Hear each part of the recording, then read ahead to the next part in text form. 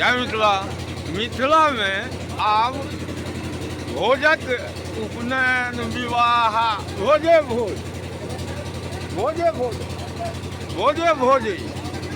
और कोनो भी भोज, बहुत आदमी भोज से चिड़ै छथिन, नहीं होबाक चाही, चिड़बाक नहीं चाही। अन्नदान सबसे बड़का दान छै, से सब कहै छथिन एहि चीजके अन्नदान क्रियामे।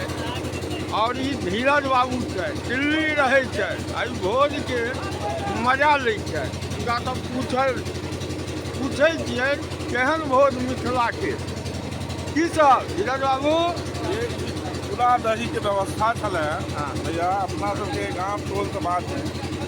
एखन मुख्य हम कहब जे एखन कोबी के सीजन है। हाँ हाँ, जे आलू कोबी के सब्जी बनै छलै, लेकिन एतऽ जे विशेष व्यवस्था में सब्जी में कटहर आ परोड़ जे स्पेशली डालल गेलै, जे कि ब्राह्मण भोजन जे करबै छनि से भरि पेट पूरा चाव से खाए।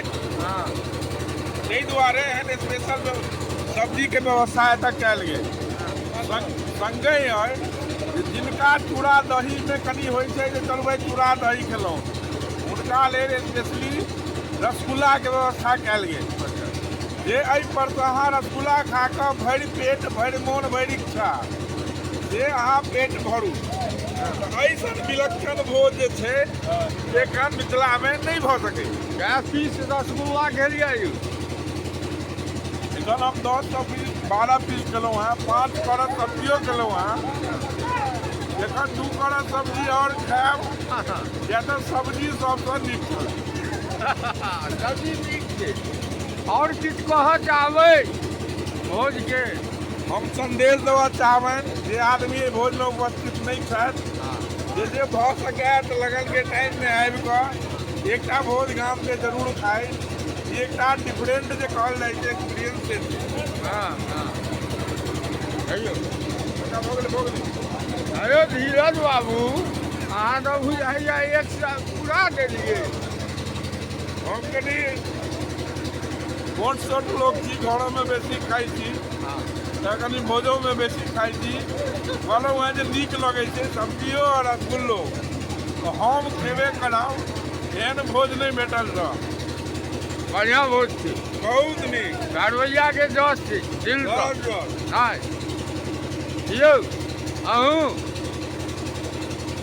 माधव बाबू के लगी बात अहाँ के खाली रस है जो बर्बाद करे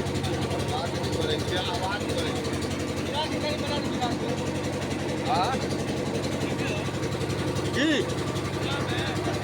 अहाँ बम्बई से एलहुँ हैं मिथिला के भोज खाय ले। आयो मिथिला में कोनो पूजा पाठ होइ छै बिना तिल के शुद्धिकरण नहीं होइ छै ना? हाँ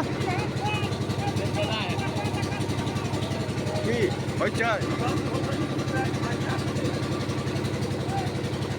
भोज ज्यादा छै, रसगुल्ला चाही नहीं? हाँ महो भऽ गेलै। कहियौ लास्ट टाइम के छै और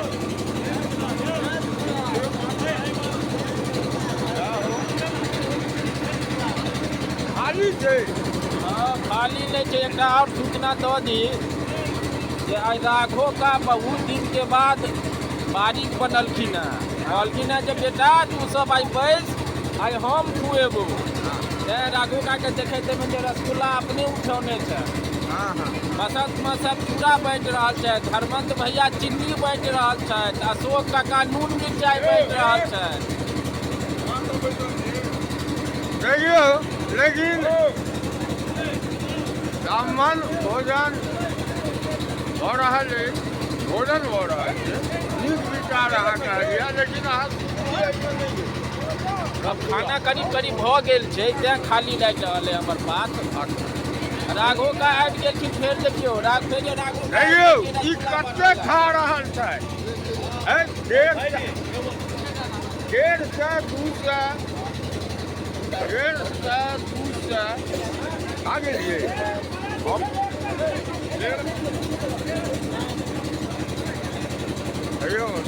मिथिला में बुजुर्ग सेहो आग्रह कऽ कऽ जबरदस्ती ज़्यादासँ ज़्यादा छथि।